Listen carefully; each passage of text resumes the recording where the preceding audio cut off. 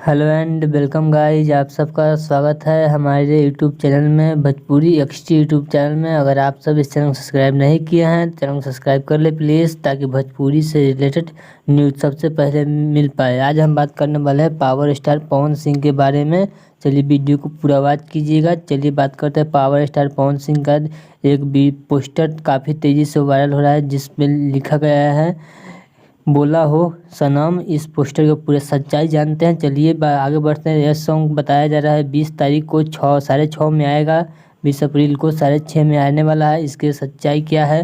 यह बिल्कुल अफवाह है। यह सॉन्ग का पोस्टर नहीं है, अपने से कोई एडिट किया है, क्योंकि यह अभी कोई वेबसाइट पवन सिंह का कोई साइट पर नहीं डाला गया है। यह सॉन्ग आ रहा है, किसी तरह का जानकारी नहीं दी गई है। यह सॉन्ग आने वाला है, यह पूरा फेक है। इसको 20 अब जो भी भाई इस थंबनेल को बनाए हैं वो काफ़ी अच्छा थंबनेल बनाए हैं, लेकिन कुछ ना कुछ कमी रह जाती है, इसे पकड़ा गया है।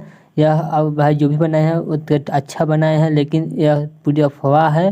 पवन सिंह का कोई गाना नहीं आ रहा है 20 तारीख को 6:30 में।